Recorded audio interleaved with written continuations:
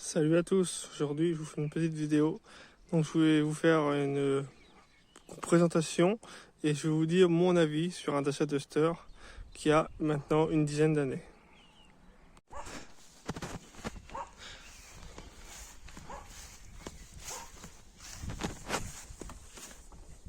Voilà, donc moi c'est mon véhicule de travail, donc il est pas nickel. C'est juste pour vous montrer comment Dacia a bien ou mal vieilli, je vous ferai voir.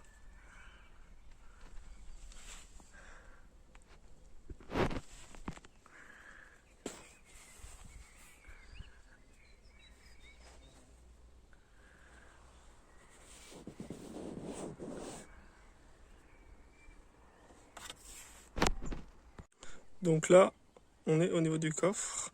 Donc normalement il y a une planche ici que moi j'ai dû enlever parce que pour le coup elle avait vraiment mal vieilli.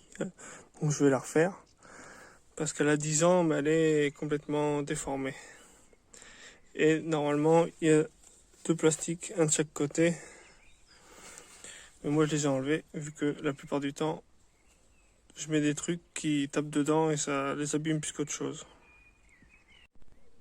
Du coup voici l'intérieur du Dacia Duster.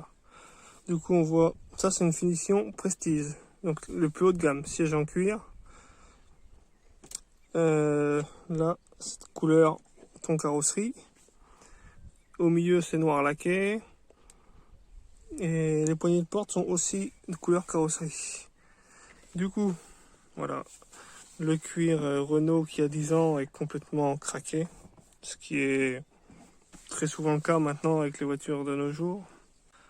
Après, quand ça devient vieux, tous les plastiques, etc., ils vieillissent bien, mais voilà, tous les sièges en cuir et tout ça sont vite très abîmés et bon, après vous pouvez les remplacer, ça se trouve facilement à la casse. Du coup là je vais vous faire un petit démarrage pour que vous voyez un peu le bruit que ça fait à l'intérieur.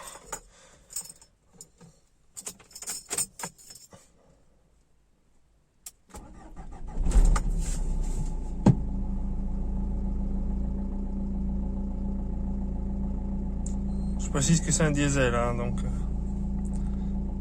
vous voyez c'est pas extrêmement bruyant. Du coup je vous fais une petite conclusion comme ça vous permet de vous rendre compte à peu près de ce que les gens pensent et de savoir si ça vous plaît ou pas. Du coup moi je trouve ça vraiment pas mal. Pour le prix c'est vraiment intéressant. C'est très bon rapport qualité-prix, on va pas se mentir. Quand vous voyez que maintenant vous les payez neuf avec pas mal d'options, voire même petites options, après ça dépend. Ça varie pas énormément. Mais en gros vous les payez à peu près 22-23 000 euros. Ce qui est très cher. Mais vous avez rien en équivalent à ce prix-là. Moi je trouve ça vraiment pas mal. Après, sur les véhicules comme celui-ci, qui a un sacré palmarès en fait, on va dire, qui ont une dizaine d'années et qui ont déjà vécu, les Dacia sont pas forcément toujours bien entretenus, parce que souvent c'est des gens qui n'ont rien à faire dans leur voiture, pas tout le temps, mais souvent ceux qui en ont rien à faire. Du coup, ils sont pas toujours bien entretenus. Faut vraiment faire attention si vous en achetez un d'occasion. Essayez de faire en sorte qu'il ait au moins un carnet d'entretien, etc. Parce que sinon, c'est une Dacia et qu'elle n'est pas entretenue, ça peut promettre des mauvaises surprises. C'est solide par contre, c'est fiable. Ils ont le 1,5 litre DCI 110 qui est très fiable. En fait, avant c'était le même que le 105 et du coup ça fait des années qu'il existe. Le 1,5 litre DCI 90, c'est un peu plus... Ça dépend. Les anciens étaient pas fiables, les nouveaux ça a l'air d'aller. C'est un peu plus hésitant, faut se méfier. Après vous avez la transmission sur certains 4x4 et certains 4x2. Ça, il n'y a pas de problème avec. Par contre, il faut bien se rendre compte qu'avec un 4x4, vous allez consommer quand même pas mal. Enfin, pas mal. Vous consommez bien un bon litre de plus, facile, au 100. Donc, si vraiment le 4x4 vous sert absolument rien, c'est pas utile. Après, vous allez être un peu plus lourd. Il va un peu plus galérer, on va pas se mentir. parce que les 90 chevaux, moi j'ai essayé un 90 chevaux, c'est une boîte 5 le 90 chevaux, mais elle est étagée différemment.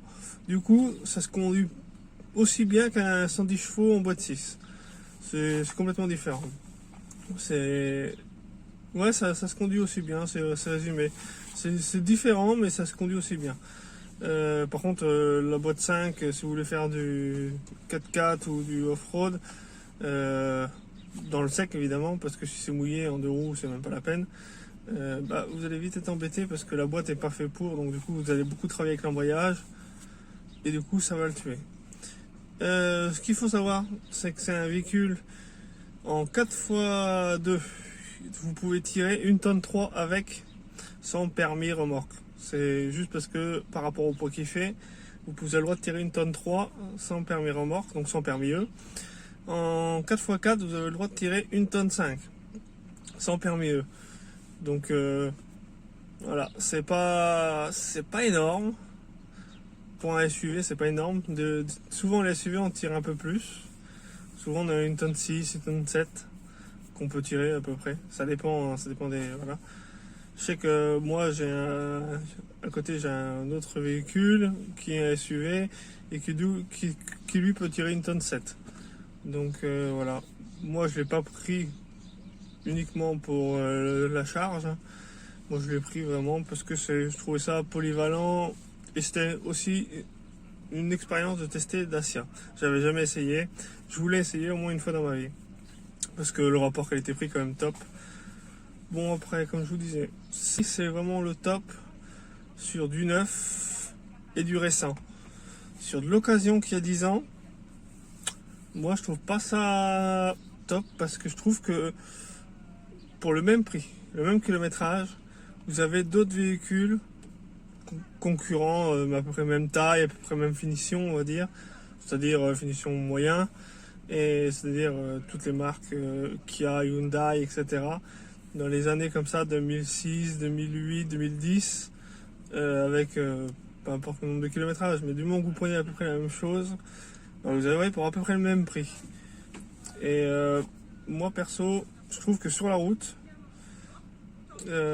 les concurrents sont mieux. Celui-là tiendrait bien la route. Faut pas se mentir, j'étais impressionné par la tenue de route. Je m'attendais un peu à un châssis un peu loco. Je m'étais dit ça doit tenir quand ça a le temps. Et en fait, franchement, non, franchement c'est très correct. Hein. C'est très correct. Ça bouge pas. Bon, moi je suis en pneu neige, donc ça aide. On va pas se mentir. Mais je l'ai essayé, vraiment bien essayé. Sur la route, bouge pas. Après, en off-road, il y en a qui s'en sont très contents. Moi pour l'instant je l'ai pas spécialement essayé en off-road, mais je sais qu'il y a plein de gens qui sont très contents du Dacia Duster en off-road. Bon, les modèles phase 1 n'ont pas on peut pas désactiver le SP, on peut rien faire. Il a un différentiel qui se bloque central, mais l'avant et l'arrière ne sont pas bloquables. Du coup, il y a toujours, si vraiment il patine, il n'y a que deux roues, une avant et une arrière, qui va par exemple l'emmener.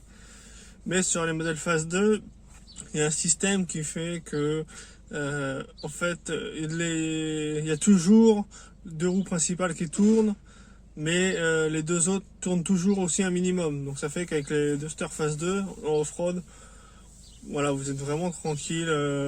Ça se pose très rarement. En général, vous pouvez passer partout. Bien sûr, c'est de l'off-road, pas du franchissement. Hein. Si vous voulez faire des franchissements, il ne faut pas prendre le Duster.